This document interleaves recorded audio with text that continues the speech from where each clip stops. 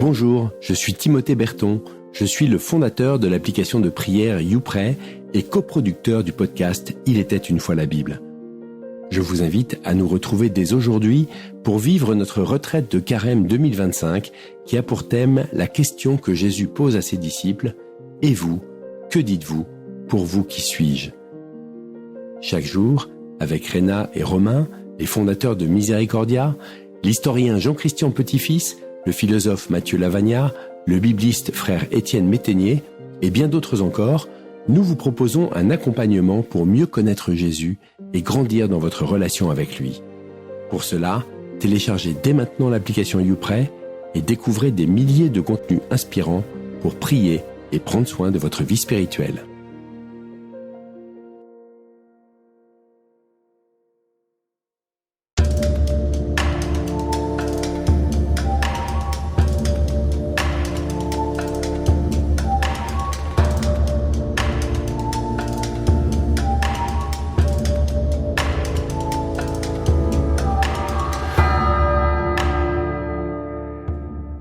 Bienvenue dans le podcast « Il était une fois la Bible ».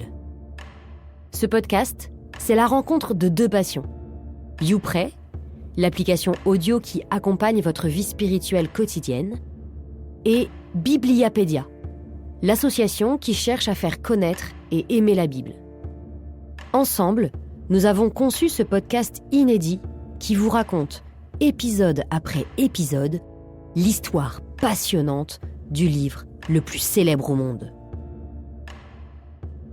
Épisode 45, le miracle de Réphidim et la victoire sur les Amalécites.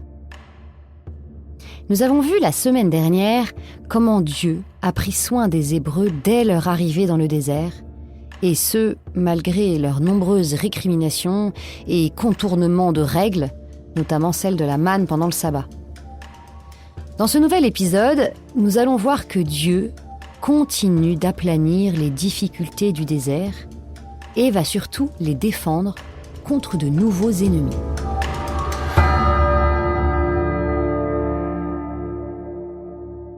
Nous sommes au chapitre 17 du livre de l'Exode.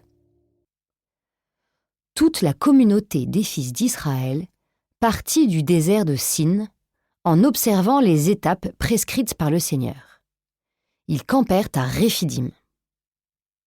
Comme il n'y avait pas d'eau à boire, le peuple chercha querelle à Moïse. « Donne-nous de l'eau à boire !»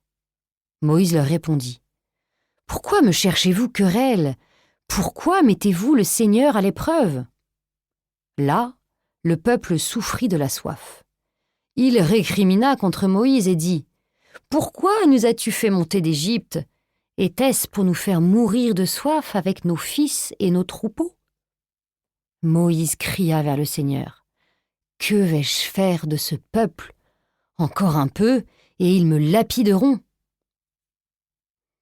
Vous avez comme moi l'impression que le texte se répète? C'est normal. Et malheureusement, cela ressemble à notre vie de tous les jours. Dans le texte, ce n'est que la 4e fois que le peuple récrimine. Moïse n'en peut plus. Et Dieu, est-il à bout de patience? Le Seigneur dit à Moïse. Là, c'est intéressant. Dieu répond à la prière de Moïse. Dieu répond toujours à ses amis. Passe devant le peuple. Emmène avec toi plusieurs des anciens d'Israël. Là, Dieu redonne à Moïse son rôle de chef, que le peuple remet en question. Et il montre aux anciens qui sont les chefs des différentes tribus, que le vrai chef, c'est Moïse. Prends en main le bâton avec lequel tu as frappé le Nil. Dieu invite Moïse à se souvenir des miracles qu'il a réalisés avec ce bâton, pour continuer à avoir confiance en lui. Souvenons-nous en effet des 2 miracles. D'abord, transformé en serpent, il a dévoré les serpents des magiciens d'Égypte.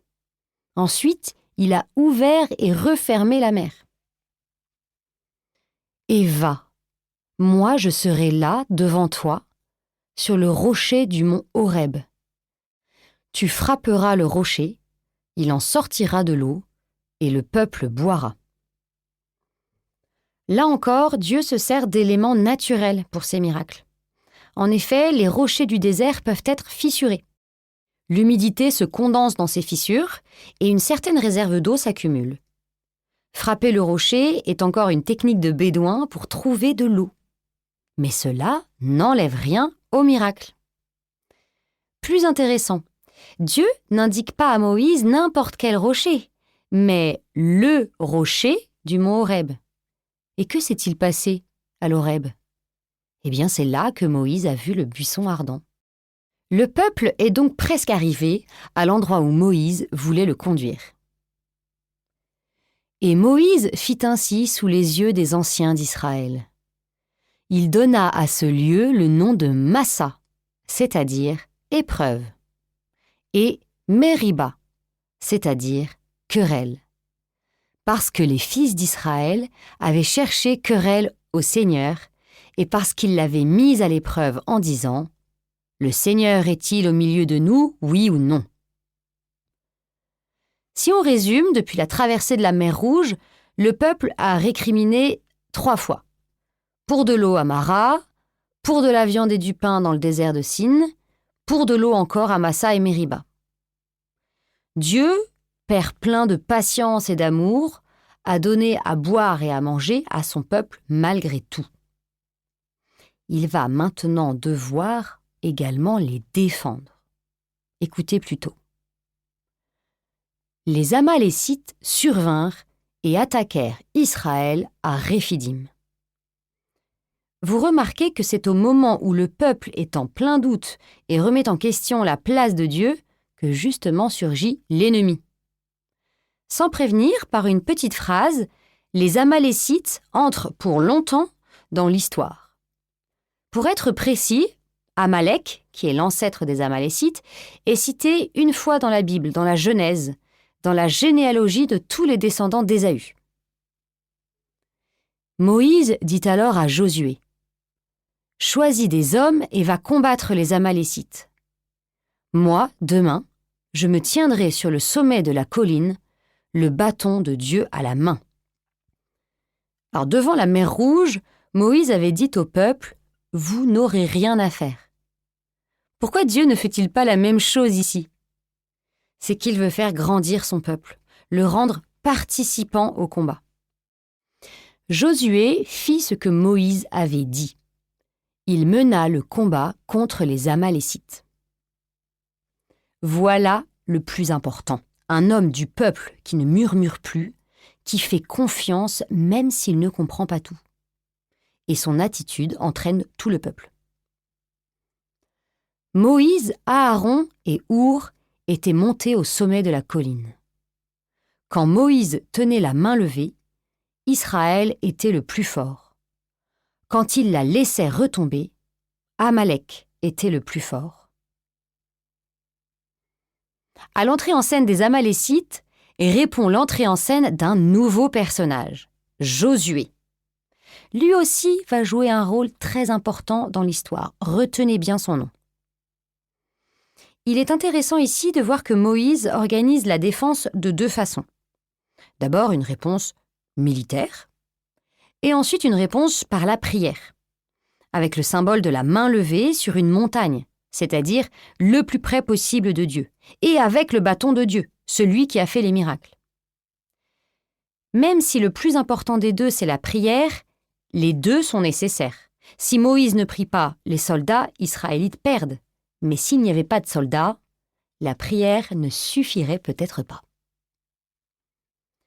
Mais les mains de Moïse s'alourdissaient. On prit une pierre, on la plaça derrière lui et il s'assit dessus. Aaron et Our lui soutenaient les mains, l'un d'un côté, l'autre de l'autre. Ainsi, les mains de Moïse restèrent fermes jusqu'au coucher du soleil. Voyez comme la leçon de prière, entre guillemets, continue. Non seulement il faut prier, mais il faut le faire à plusieurs, avec des gens qui ont l'habitude. Aaron a aidé Moïse déjà contre le Pharaon. Ou même avec des anonymes. En tout cas, nous, lecteurs, nous ne connaissons pas Our. Et Josué triompha des Amalécites au fil de l'épée. La victoire a été gagnée parce que Josué a obéi, parce que Moïse a prié et parce que le peuple a suivi Josué qui a pu s'appuyer sur ses frères. Alors le Seigneur dit à Moïse : « Écris cela dans le livre pour en faire mémoire et déclare à Josué que j'effacerai complètement le souvenir d'Amalek de dessous les cieux. » Regardez comment Dieu y revient. La mémoire est aussi importante que l'événement lui-même. C'est une des premières fois dans la Bible où un personnage écrit. Le livre est montré comme un moyen utile pour se souvenir. L'attaque d'Amalek doit y être inscrite pour se rappeler que le mal peut agir et être capable de lutter contre. Mais à la fin, quand le peuple entrera en terre promise, c'est pour cela que Dieu s'adresse à Josué dont ce sera la mission, à la fin le mal doit être oublié, car le mal n'a pas d'existence. C'est véritablement du rien, qui n'a pas sa place une fois le combat gagné. Le souvenir d'Amalek subsistera même après l'entrée en terre promise, ce qui nous fait comprendre que le texte nous parle de la terre promise spirituelle, qui est l'union intérieure avec Dieu. Moïse dit : « Le Seigneur est en guerre contre Amalek de génération en génération. » Vous pouvez retenir dès maintenant que tout au long de la Bible, Amalek représentera le mal, comme le faisait un peu Pharaon avant la sortie d'Égypte. Cela nous aidera à comprendre pourquoi les batailles contre les Amalécites seront des moments importants dans la Bible. Remarquez que c'est Dieu qui fait la guerre aux Amalécites et non le peuple. La lutte contre le démon n'est pas notre affaire, mais celle de Dieu. Après cette bataille, nous arrivons au chapitre 18, et il y a un petit changement d'ambiance. Moïse retrouve sa belle famille. Jéthro, prêtre de Madian, le beau-père de Moïse, entendit parler de tout ce que Dieu avait fait pour Moïse et pour Israël, son peuple. Le Seigneur avait fait sortir Israël d'Égypte. Il prit Séphora, la femme de Moïse, et ses 2 fils. L'un s'appelait Gershom, l'autre s'appelait Éliézer, et s'en alla rejoindre Moïse au désert, là où il campait, à la montagne de Dieu. Donc Moïse est arrivé juste à côté de chez son beau-père. Le buisson ardent, c'est là où Moïse faisait brouter les moutons de son beau-père. Revoilà Séphora, dont on n'avait plus entendu parler depuis qu'elle avait sauvé la vie de Moïse. Et d'ailleurs, les commentaires juifs expliquent qu'elle a fait demi-tour à l'arrivée en Égypte, car Aaron a trouvé que c'était ajouter un problème supplémentaire d'avoir des Madianites à faire sortir d'Égypte en plus du peuple hébreu. D'autre part, on savait que Moïse avait 2 fils, mais on ne connaissait pas leurs prénoms. Et oui, le 2e fils s'appelle, comme le serviteur d'Abraham, Éliézer. Moïse sortit à la rencontre de son beau-père, se prosterna et l'embrassa. Ils se saluèrent et entrèrent dans la tente. Moïse raconta à son beau-père tout ce que le Seigneur avait fait à Pharaon et à l'Égypte à cause d'Israël, toutes les difficultés survenues en chemin et dont le Seigneur les avait délivrés. Jéthro se réjouit de tout le bien que le Seigneur avait fait à Israël en disant : « Béni soit le Seigneur qui vous a délivrés de la main des Égyptiens et de la main de Pharaon. Je reconnais maintenant que le Seigneur est plus grand que tous les dieux. » Il offrit un holocauste et des sacrifices à Dieu. Aaron et tous les anciens d'Israël vinrent participer au repas devant Dieu avec le beau-père de Moïse. Nous avons là un très bon moment d'amitié entre les 2 hommes et de conversion de Jéthro. Cette scène nous en rappelle une autre. 2 hommes qui se rencontrent, un homme du peuple élu et un païen, et le païen bénit Dieu et offre un sacrifice à Dieu. Oui, c'est la rencontre entre Abraham et Melchisédek. La Bible nous rappelle régulièrement que ce n'est pas parce que Dieu s'est choisi un peuple, dont on voit d'ailleurs bien les défauts, qu'il ne fait pas participer à son projet des païens. Melchisédek, et puis il y aura Tamar, là il y a Jéthro, et il y en aura d'autres. C'est même le contraire, c'est parce qu'il veut sauver le monde entier qu'il choisit un peuple. Or, le lendemain, Moïse siégea pour rendre la justice au peuple, et le peuple resta devant Moïse du matin jusqu'au soir.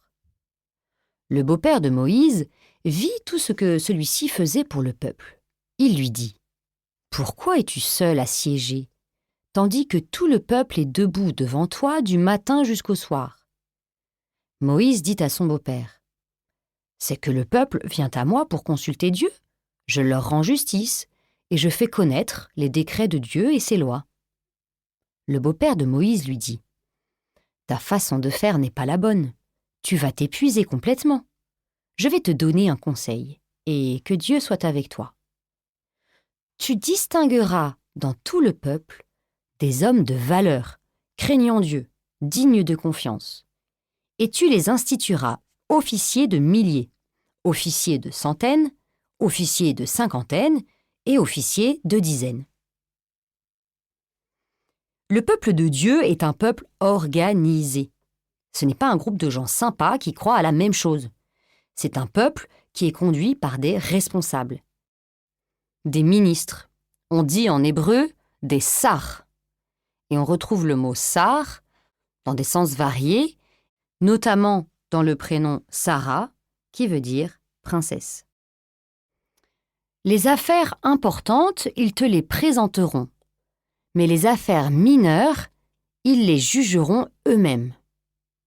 Allège ainsi ta charge, qu'ils la portent avec toi. Moïse écouta la voix de son beau-père et fit tout ce qu'il avait dit. Et Moïse laissa partir son beau-père, qui s'en retourna dans son pays. Cette petite histoire a de quoi faire bondir un fils d'Israël un peu fier. Comment Moïse, que les Juifs appellent avec un immense respect Moïse notre maître, eh bien, il reçoit des conseils d'un païen. Moïse n'a de conseils à recevoir que de Dieu. Sauf que justement, Dieu a choisi de passer par Jéthro. Et Moïse a une qualité immense. Il est très humble. Tout comme la qualité numéro 1 d'Abraham était l'obéissance, celle de Moïse est l'humilité. Et ce n'est pas moi qui l'invente, c'est ce que dira la Bible au livre des Nombres que nous découvrirons un peu plus tard, lorsqu'elle dit « Moïse était très humble, l'homme le plus humble que la terre ait connu. » Ainsi Moïse continue d'intercéder pour son peuple et de demander à Dieu sa protection. Son rôle d'intermédiaire n'est cependant pas encore totalement accompli. Et nous verrons dans le prochain épisode comment il va devenir tout à coup le dépositaire de la loi de Dieu. À la semaine prochaine!